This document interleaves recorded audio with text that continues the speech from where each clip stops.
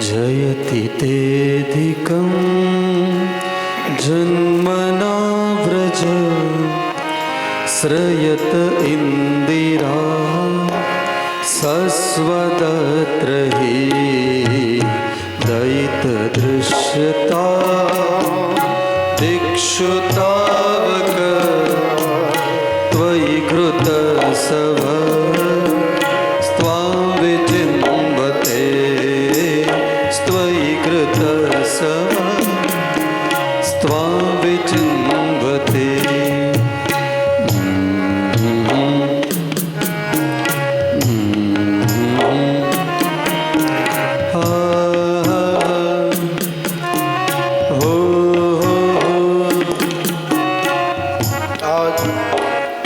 ગોપીઓની આંખમાંથી આંસુની ધાર નીકળી છે.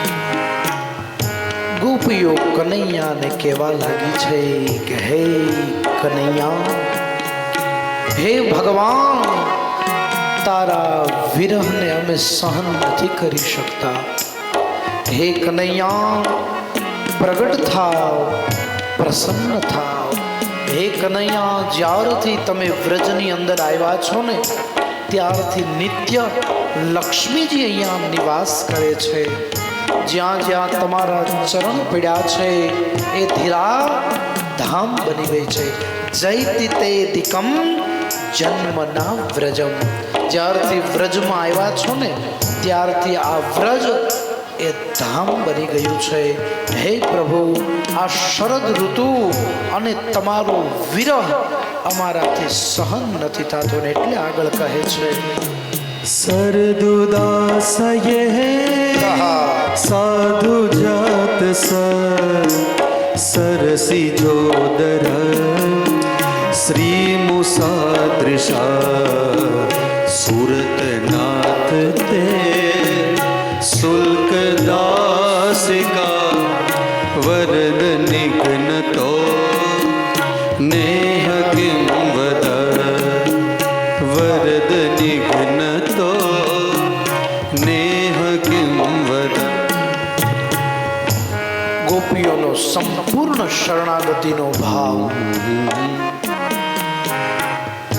હે કનૈયા, હે કૃષ્ણ, તારા વગર અમારી કાંઈ વેલ્યુ નથી. હે કનૈયા, અમે તો તારા પગાર વગરની દાસીઓ છીએ.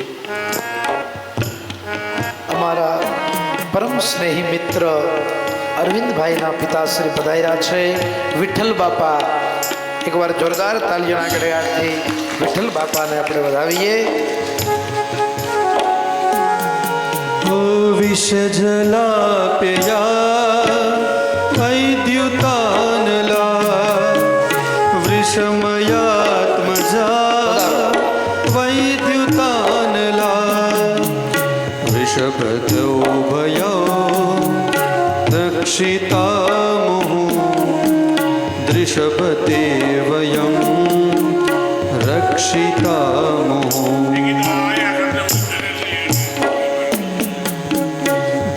रहे हैं हम तेरी याद में ओ मेरे काना लौट आइए.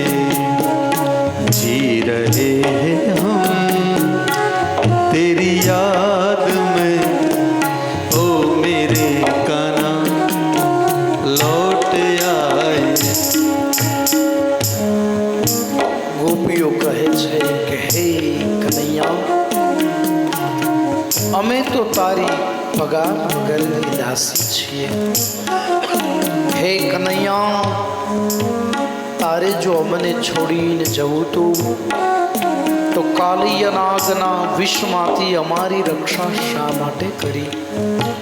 હે કનૈયા, તારે જો અમને છોડીને જવું તું તો દાવા નળ પાન કરી અને અમારી રક્ષા શા માટે કરી?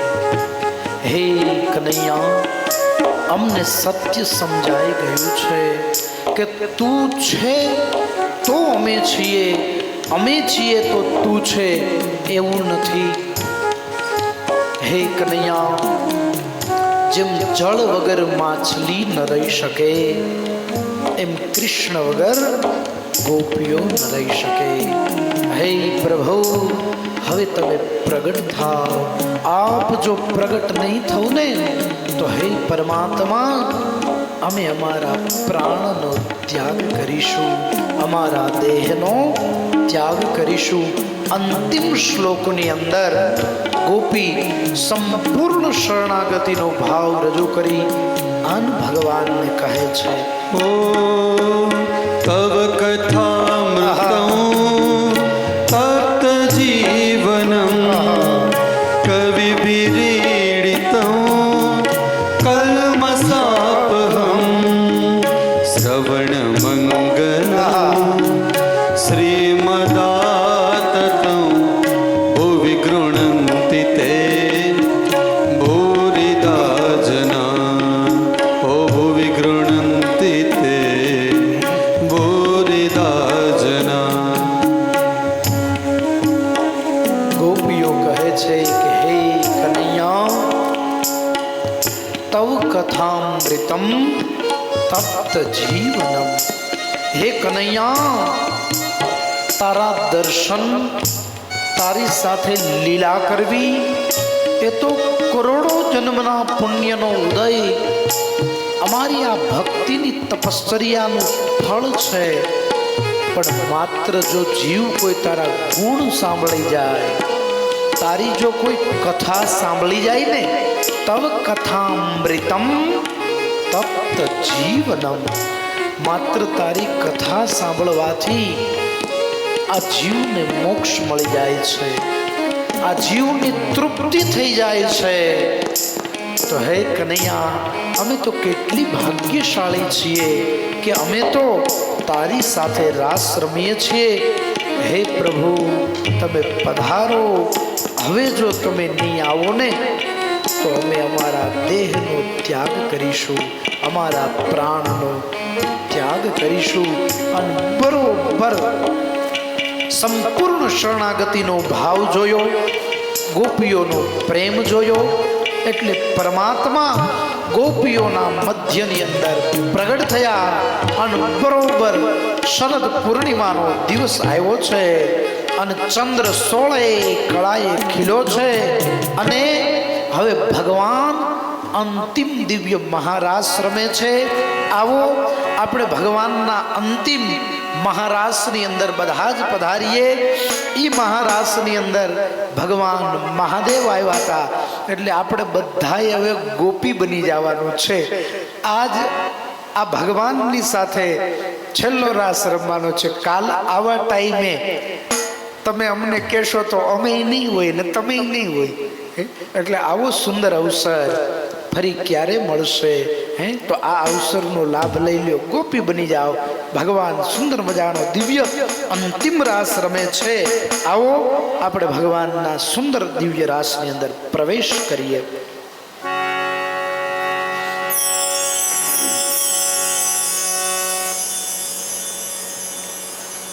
હાલો તાલપ હાલો.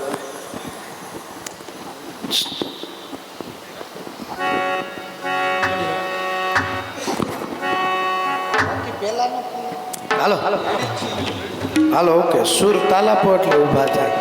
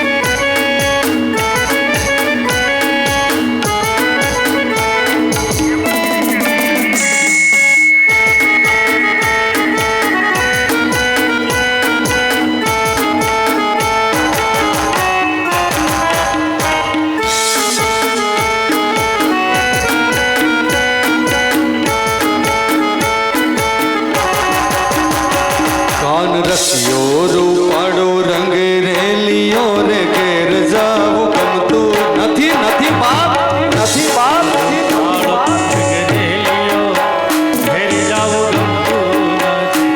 કાન રસિયો રૂપાળો રંગ રેલિયો રે ઘેર જાવું ગમતું નથી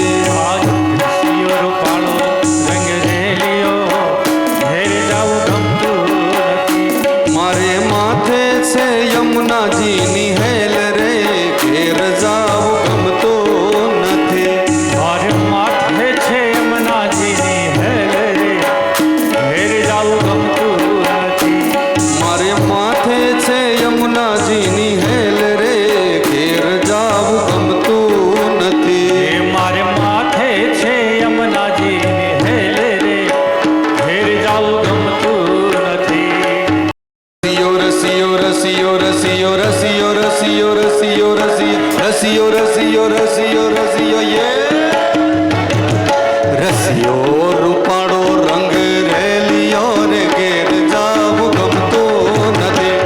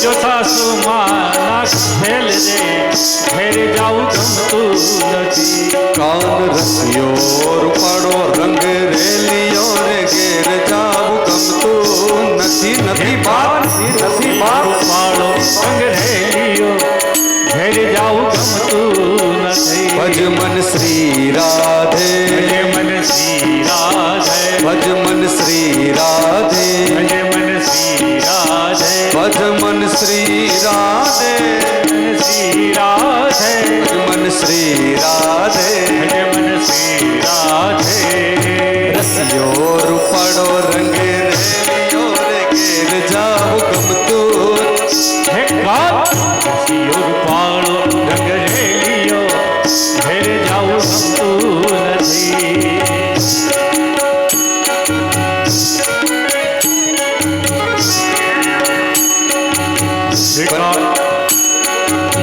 કાળી વાદળડી તને વિનવું રે બેખડી એ નાચી લેને રંગ મોરલા તારી વાદળડી તને વિનવું એ ઘડીક નાચી લેને રંગ મોર હે કાળી વાદળડી તને વિનવું રે બેખડી એ નાચી લેને રંગ મોરલા વાદળડી તુને વિનવું રે બેઘડી નાચી લેને રંગ મોરલા હે જાય છે મારી સૈયરોનો સાથ રે બેખડી એ નાચી લેને રંગ મોરલા હે જાય છે મારી સૈયરોનો સાથ રે બેખડી એ નાચી લેને રંગ મોરલા બાર બાર માસે પાછા આવશું રે બેખડી એ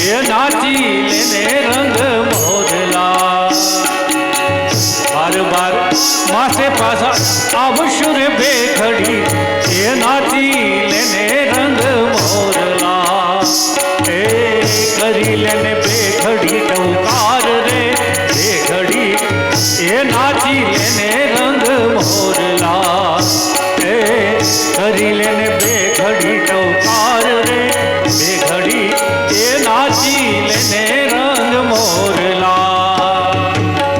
કાળી વાદળડી તું ને વીનવું રે બે ઘડી નાચી લેને રંગ મોરલા કનૈયા મોરલી વાળા રે કાનુડા મોરલી વાળા રે કનૈયા મોરલી ભાડા રે કાનુડા મોરલી ભાડા રે કનૈયા મોરલી વાળા રે કાનુડા મોરલી વાળા રે કનૈયા મોરલી ભાડા રે કાનુડા મોરલી ભાડા રે તમે છો રંગના કાળા રંગના કાળા રંગના કાળા રંગના કાળા રે વાલીડા મોરલી વાળા રે તમે છો નંદના લાલ હે કનૈયા મોરલી ભાડા રે છતાં મને લાગો વાલા વાલા વાલા વાલા વાલા મને લાગો વાલા રે વાલીડા મોરલી વાળા રે મને લાગો વાલા રે કનૈયા મોરલી ભાડા રે કનૈયા મોરલી વાળા રે કાનુડા મોરલી વાળા રે કનૈયા મોરલી વાળા રે કાનુડા મોરલી વાળા રે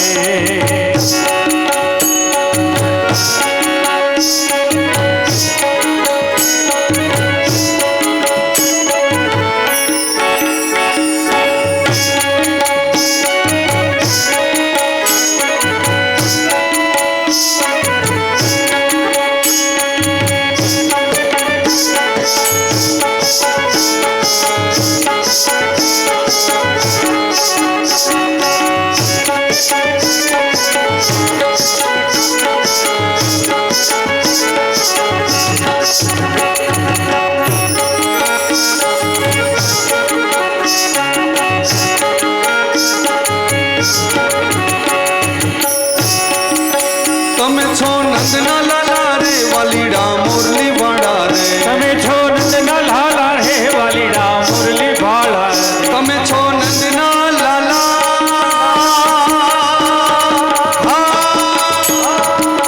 તમે છો નંદના લાલા રે વાલીડા મોરલી વાળા રે તમે છો નંદના લાલા રે વાલીડા મુરલી વાળા રે તમને લાગો વાલા વાલા વાલા વાલા વાલા વાલા વાલા વાલા મને લાગો વાલા રે વાલીડા મોરલી વાળા રે તમે મને લાગો વાલા રે વાલીડા મુરલી ભાળા રે જમુનાના પાણી ગયા તારે કાનાને જોયા યમુનાના પાણી ગયા તારે કાનાને જોયા જમુનાના પાણી ગયા તારે કાનાને જોયા યમુનાના પાણી ગયા તારે વાલાને જોયા એની અમને લાગી માયા રે કાનાને જોયા એ તો લાગી માયા રે કાનાને જોયા હે પીડા રે પિતાંબર પેરા અમારા મનડાને મોયા રે પિતાંબર મોયા મારા મનડા રે મોયા હે પીડા રે પિતાંબર પેરા અમારા મનડાને મોયા પીળા પિતાંબર મેરા મારા મનડાને મોયા ગઈ છે મતી મારી રે કાનાને જોયા જમુનાના પાણી ગયા તારે કાનાને જોયા સોનાના પાણી ગયા તારે કાનાને જોયા તારા દ્વારે હું તો આવું હો આવું હે મારા સામડિયા થોડી દયા લહેરાવું ઓ શામળિયા થોડી સજા લહેરાવો એ તારા દ્વારે હું તો આવું ઓહો આવું મારા સામડિયા થોડી દયા લહેરાવું ઓ શામળિયા થોડી સજા લહેરાવો છોડ માખણ ચોર તારો ગલીએ ગલીએ સો જય રણ છોડ માખણ ચોર તારો ગલીએ ગલીએ શો એ દુનિયાનો દાતાર બની તું કેમ બન્યો છે કઠોર ઠાકોરના ઠાકોર અલ્યા ઠાકોરના ઠાકોર તારા બંધ દરવાજા ખોલી નાખ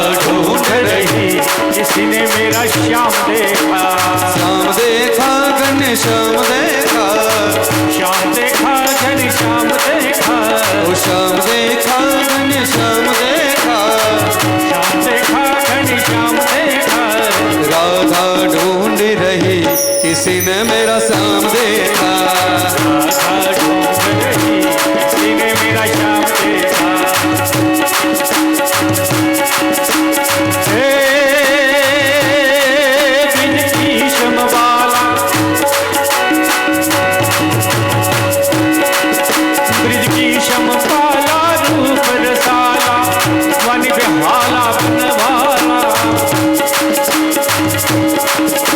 જાગી તન જ્વાલા વિપદ વિશાલા બંસીવાલા બનવારી આયે નહીં આલા કૃષ્ણ કૃપાલા બંસીવાલા બનવારી કાનન સુખકારી મિત્ર મુરારી ગયે વિશારી गिरधारी रे वाला गए विशारी गिरधारी कृष्ण कन्हैया की जय बोलिए श्री रास रासेश्वर भगवान की जय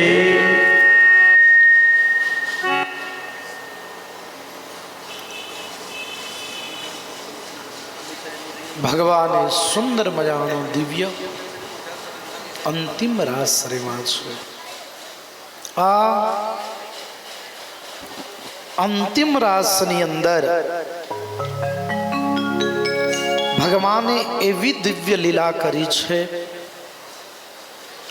એક એક ગોપી અને ભગવાન એક એક કાનનું રૂપ લીધું છે. હવે કામદેવને મનમાં એમ થયું કે લાવ હું કનૈયાના રાસની અંદર જાઉં અને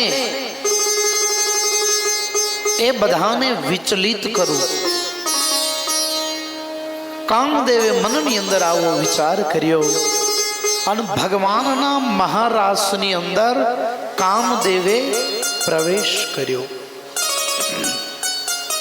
કામદેવે પોતાની સંપૂર્ણ માયાવી લીલા પ્રગટ કરી, પણ કામદેવ કોઈને વિચલિત ન કરી શક્યો. અરે એક કનૈયાની તો વાત જ દૂર રહી, એ તો બ્રહ્મ છે, ભગવાન છે, પણ એક પણ ગોપીને વિચલિત ન કરી શક્યો. જે કામદેવ મહાદેવને સમાધિ તોડાવી શક્યો, એ કામદેવ ભગવાનના મહારાસની અંદર પરાજિત થયો, પરાસ્ત થયો અને ભગવાનના ચરણમાં જઈને કહે છે કે હે પ્રભુ, તમે તો મારા બાપ છો. આ જગતમાં કોઈ એવો જીવ નથી જે કામને જીતી શકે, પણ હે પરમાત્મા, તમે તો મને જીતી જ શક્યા, પણ તમારા પરમ ભક્ત એ પણ મારાથી વિચલિત ન થયા અને હું આપની પાસે પરાજિત થયો. અને જ્યારે ભગવાનને એમ કહ્યું ને કે આપ તો મારા બાપ છો, એટલે ભગવાને કીધું તથાસ્તુ. એ જ કામદેવ આગળ કથા આવશે, ભગવાનનો પુત્ર બનીને આવશે. તો ભગવાને રાસલીલા પરિપૂર્ણ કરી છે. એ જ સમયે ભગવાન વનમાં ગાયોના નાના નાના વાછરડા વાછરડીઓ અને ગોવાળોની સાથે ગાયો ચરાવવા ગયા હોય. એમાં મધ્યાંતર સમય થાય, ભોજનનો સમય થાય. બપોરના 12 વાગે એટલે બધા ગોવાળો પોતપોતાનું ભાત લઈ અને જમવાનું નક્કી કરે. એમાં વિચાર કરે કોઈ સારી જગ્યા હોય ત્યાં જમવા બેસીએ. એમાં એક વિદ્યાધર નામનો ગંધર્વ, એને શ્રાપ મળ્યો હોય, એટલે એ અસુર બની ગયો હોય, અજગર બની ગયો હોય. એટલે કંસના કહેવાથી એ આવે છે, મહાકાય શરીર છે, પોતાનું વિશાળ મુખ ખોલે, જીભ બહાર કાઢે. ગોવાળિયાઓ જગ્યા ગોતતા ગોતતા એને એમ થાય કે આ સુંદર ગુફા છે, હાલો આપણે આ ગુફામાં બેસીને ભોજન કરીએ. આવી ગુફા આપણે જોઈ નથી. એટલે બધા જ ગોવાળિયાઓ પ્રવેશ કરે. દાઉજી ભગવાનને ઈશારો કરે, કનૈયા, આ મામાએ મોકલેલો રમકડું છે. કનૈયો કે દાઉજી ચિંતા ન કરો, દાઉજી અંદર ગયા, કનૈયો અંદર ગયો. અન જેવો કનૈયો અંદર ગયો એ જ સમયે એ વિદ્યાધર નામના દૈત્યએ પોતાના મુખને બંધ કર્યું છે. અન ભગવાને વિરાટ સ્વરૂપ ધારણ કર્યું. અન ભગવાને એ અઘાસુર નામના દૈત્યનો ભગવાને ઉદ્ધાર કર્યો. ભગવાને એને ચીરી નાખ્યો છે. ભગવાને એને દિવ્ય ગતિ આપી. એટલે બે હાથ જોડી અને વિદ્યાધર નામનો એ ગંધર્વ મૂળ સ્વરૂપની અંદર આવે અને ભગવાનની દિવ્ય સ્તુતિ કરે છે. ભગવાનને કહે છે અહમ હિ વિદ્યાધર કશ્ચિત સુદર્શન ઇતિ શ્રુવઃ. હે ભગવાન, હું વિદ્યાધર નામનો ગંધર્વ છું. હે ભગવાન, શ્રિયા સ્વરૂપ સંપત્ત્યા વિમાને નાચરમ દિશઃ. આનો અર્થ શું થાય? બહુ સમજવા જેવી વાત છે. દાઉજીએ ભગવાનને પ્રશ્ન કર્યો કે આ વિદ્યાધર નામનો ગંધર્વ છે પણ અજગર કેમ બન્યો? એટલે ભગવાને કીધું ઋષિનમ વિરૂપાંગમ અંગીરસ પ્રાહસમ રૂપ દર્પિતાહ. કે હે દાવજી, અંગીરસ નામના ઋષિ થયા. અંગીરસ ગોત્રની અંદર એક અષ્ટવક્ર નામના ઋષિ થયા. અષ્ટવક્ર ઋષિ એટલે એના 8 અંગ વાંકા છે, એને અષ્ટવક્ર નામના ઋષિ કહેવાય. અષ્ટાવક્ર.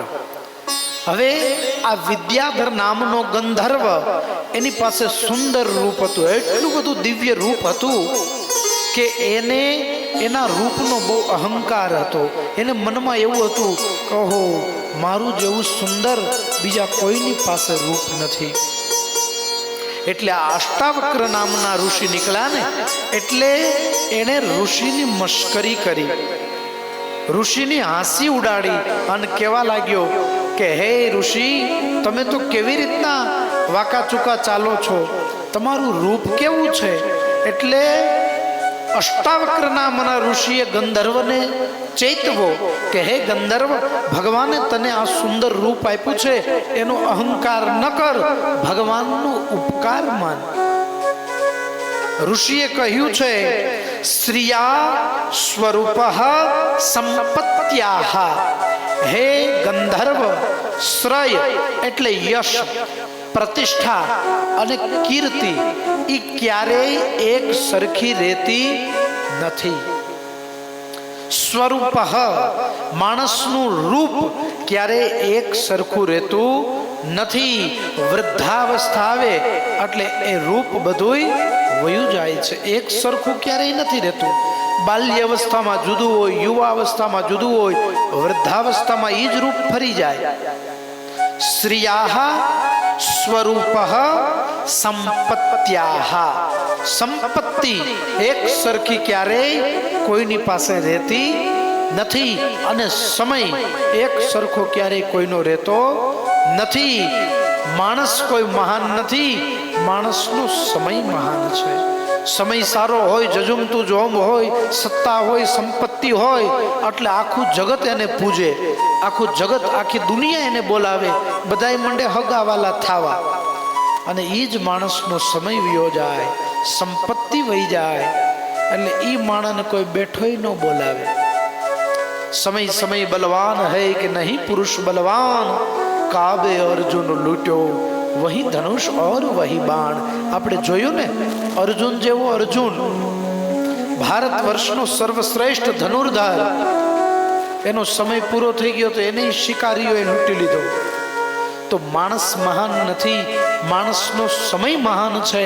એટલે ક્યારેય પણ પોતાની કીર્તિ, પોતાની પ્રતિષ્ઠા, પોતાની સંપત્તિ, પોતાની શક્તિ, પોતાની વિદ્યા, પોતાનું રૂપ, પોતાનો સમય, પોતાની બુદ્ધિ, એનો સત્તા, એનો ક્યારેય અહંકાર ન કરાય.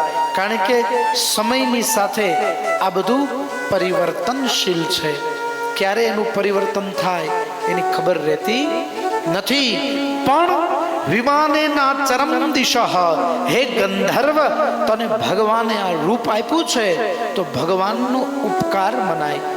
એની અંદર વિવેક અને નિર્મળતા તારે ચૂકવી જોઈ નહીં. પણ છતાંય ઋષિએ સમજાવ્યો પણ સમજો નહીં. એટલે ઋષિને ક્રોધ આવ્યો.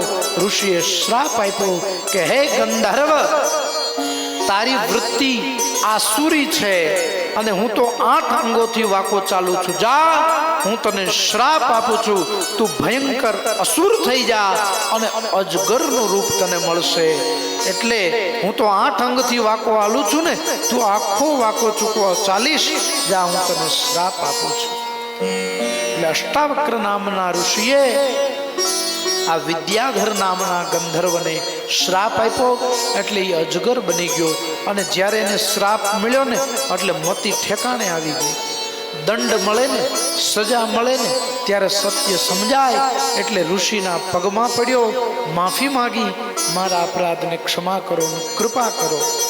બહુ જ્યારે સંપૂર્ણ શરણાગતિ સ્વીકારીને એટલે ઋષિએ કહ્યું કે જા, દ્વાપરની અંદર કૃષ્ણ પ્રાગટ્ય થશે ત્યારે ભગવાન કૃષ્ણના હાથે તારો ઉદ્ધાર થશે અને તને મૂળ સ્વરૂપની પ્રાપ્તિ થશે. આ વિદ્યાધર નામનો ગંધર્વ હતો. ભગવાને દાઉજીને કહ્યું. ત્યારબાદ એક શંખચૂડ નામના દૈત્યને કંસે મોકલ્યો છે. ભગવાને શંખચૂડ નામના દૈત્યનો ઉદ્ધાર કર્યો છે. ત્યારબાદ ભગવાનની સુંદર મજાની પૂજા કરી છે અને સુંદર મજાનું દિવ્ય ગીત, એને યુગલ ગીત ગાવામાં આવે છે. गावों में अग्रपातु, गावों में संतु पुष्टतः, गावों में हृदयत संतु, गवाम मध्य वसाम्यहम. ભગવાન એમ કહે છે ગાવો में अग्रपातु. ભગવાન કહે છે ગાયોમાં મારો વાસ છે, ગાયોમાં હું નિત્ય નિવાસ કરું છું. ગાવો में संतु पृष्ठतः. ગાયના પૂંછડે કોઈ પાણી રેડે ને તોય એના પૂર્વજોને હું દિવ્ય ગતિ આપી દઉં છું. ગાય છે ને, ગાવો મેં હૃદયે સંતુહુ. ગાયના હૃદયમાં હું રહું છું અને નિત્ય ગાય માતા એ મારા હૃદયમાં રહે છે. એટલે કોઈ ગાયની સેવા કરે, કોઈ ગાયની પૂજા કરે, કોઈ ગાયની પ્રદક્ષિણા કરે તો હું ખૂબ પ્રસન્ન થાઉં છું. ગવામ મધ્યે વસામ્યહમ. ગાયના મધ્યમાં, ગાયના હૃદયમાં હું નિત્ય નિવાસ કરું છું. સુખદેવજી મહારાજ રાજા પરીક્ષિતજીને કહે છે કે હે રાજન, એવમ વ્રજ શ્રીયો રાજન કૃષ્ણ લીલાનું ગાયતી. હે રાજન, અહીંયા સુધી મેં ભગવાનની વ્રજ લીલા કહી, ભગવાનની રાસ લીલા કહી, ભગવાનની ગૌચરણ લીલા કહી. હવે રે મિરી હે સુતશ્ચિતામ સ્તન મનહસ્કા મહોદય. હવે ભગવાન સુંદર મજાની દિવ્ય લીલા કરવા જઈ રહ્યા છે. એ જ સમયે દેવતાઓએ નારદજીને બોલાવ્યા છે. નારદજીને કહ્યું દેવતાઓએ કે તમે હવે કંસ પાસે જાઓ, હવે તમે કંસને ચેતવો અને કંસ કૃષ્ણ અને દાવને મથુરામાં બોલાવે તો ભગવાન જે માટે અવતાર કાર્ય કર્યું છે એ કાર્ય કરવાનો સમય આવી ગયો છે. એટલે દેવતાઓના કહેવાથી નારદજી મથુરામાં ગયા છે. મથુરામાં ગયા, નારદજીનું દિવ્ય સ્વાગત કંસ મહારાજે કર્યું છે અને કંસને નારદજી કહે છે કે હે કંસ, યોગ માયાએ તને ચેતવો છે ને કે તારો કાળ જન્મી ચૂક્યો છે. તો વસુદેવ અને દેવકીનો 8મો પુત્ર કોણ છે તને ખબર છે? હે કંસ, તે કેટલા દૈત્યોને વ્રજમાં મોકલ્યા, ગોકુળમાં મોકલ્યા. એ બધા દૈત્યનો જેણે ઉદ્ધાર કર્યો, જેને તું દેવકી નંદન અને વસુદેવ કોણ છે ખબર છે? જેને તું યશોદાનો જાયો સમજે છે, જેને તું નંદનો દુલારો સમજે છે, જેને તું ગ્વાલો સમજે છે ને, એ જ વસુદેવ અને દેવકીનો 8મો પુત્ર, એ જ કૃષ્ણ, એ જ તારો ભાણિયો અને એ જ તારો કાળ છે. માટે હવે તું એને મથુરામાં બોલાવ. કંસ કે મારે કેમ બોલાવો, શું કરવું? એટલે નારદજી કહે છે તું એક કામ કર, તું હવે ધનુર્યજ્ઞ કર. ધનુર્યજ્ઞની અંદર તું નંદ બાબાને આમંત્રણ આપ અને નંદ બાબાને એમ કહેજે કે હવે મારે મારા ભાણિયાઓની માફી માંગવી છે. મને સત્ય સમજાઈ ગયું છે. મેં વસુદેવ અને દેવકીને કારાગૃહમાં પૂરીને ખૂબ ત્રાસ આપ્યો છે, પણ મારા ભાણિયાઓને બોલાવી મારે માફી માંગવી છે અને આને બંધનમાંથી મુક્ત કરવા છે. આવું બાનું કાઢી અને યજ્ઞની અંદર તું કૃષ્ણ અને દાવને બોલાવ. કંસ કે હું બોલાવું અને એ આવશે? એટલે નારદજી કહે છે તું અક્રૂરજીને કહે કે અક્રૂરજી એને તેડવા જાય. અક્રૂર જો એને તેડવા જશે ને તો અવશ્ય એ આવશે. નારદજીએ દેવતાઓની ભગવાનની કાર્ય કરવાની બધી જ ગોઠવણ કરી દીધી છે. કંસને કીધું તારા જેટલા સૈનિકો હોય એટલાને બોલાવી લે, બધા અસુરોને બોલાવી લે અને અહીંયા બોલાવી અને પછી તારે જે કરવું એ કરજે. તું એક પછી એક અસુરોને મોકલે છો, એ બધા અસુરોનો ઉદ્ધાર કરે છે, અહીંયા જ બોલાવી લે ને. એટલે કંસે પોતાના તમામ અસુરોને બોલાવ્યા છે અને ધનુર્યજ્ઞની ગોઠવણ કરી છે. એમાં અક્રૂરજીને બોલાવ્યા. કંસે અક્રૂરજીને કહ્યું કે હે અક્રૂર, તમારે મારું એક કાર્ય કરવાનું છે. અક્રૂરજી મનમાં વિચાર કરે કે આવો કંસ કપટી, ક્રૂર, અત્યાચારી, આ કંસના અત્યાચારથી અને કંસના ભયથી તો બ્રહ્માંડ ડોલે છે અને આ મારું એને શું કામ પડ્યું? એટલે અક્રૂરજીને કંસ કહે છે કે હે અક્રૂરજી, તમારે હવે ગોકુળમાં જવાનું છે. આપણે સુંદર મજાનું દિવ્ય ધનુર્યજ્ઞનું આયોજન કર્યું છે. આ યજ્ઞની અંદર તમારે ગોકુળમાં જઈ કૃષ્ણ અને દાઉરજીને આ યજ્ઞમાં લઈ આવવાના છે. આટલું બોલ્યા ને ત્યાં તો અક્રૂરજી થરથર કાપવા માંડ્યા, કારણ કે અક્રૂરજીને ખબર છે કે આ કંસ તો ક્રૂર છે, આ કંસ તો અત્યાચારી છે, એને મારવા માટે બોલાવે છે. એટલે અક્રૂરજી કહે છે કે મહારાજ, આવા મોટા વિશાળ યજ્ઞની અંદર બાળકોની શું જરૂર?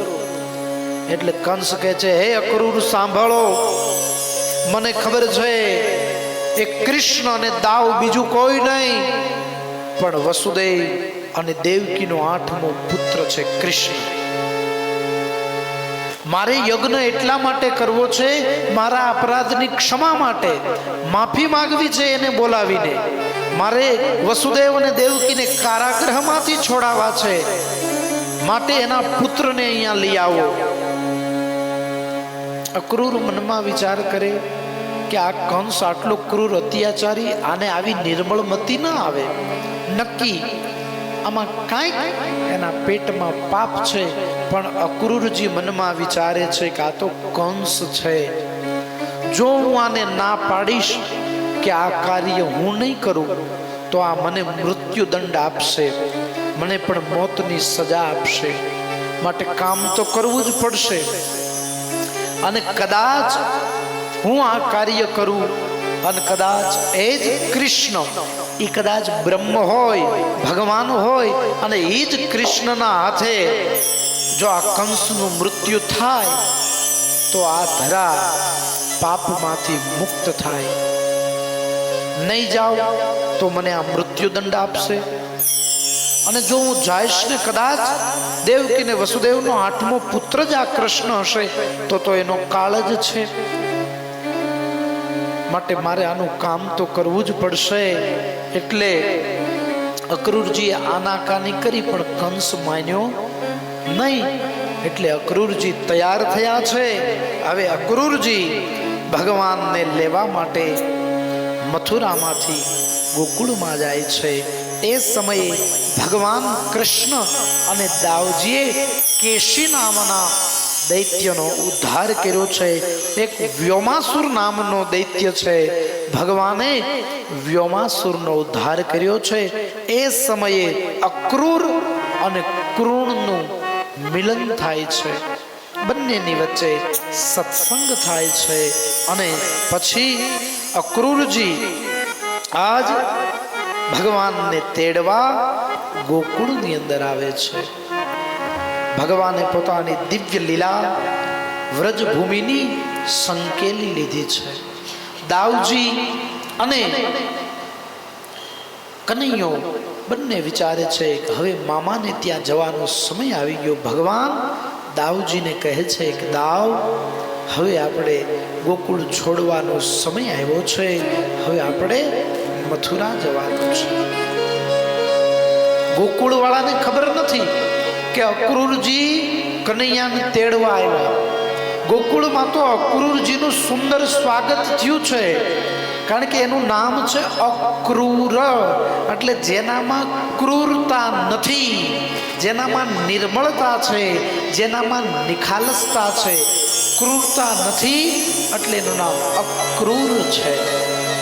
બધાએ તો રાજી થઈ ગયા. ઓહો, મથુરાથી અક્રૂરજી આવ્યા છે. ભગવાનને અને દાવજીને ખબર પડી, ગોવાળિયાઓને ખબર પડી. બધા વિચારે છે હાલો અક્રૂર કાકા આવ્યા, આપણે મળવા જાય છીએ.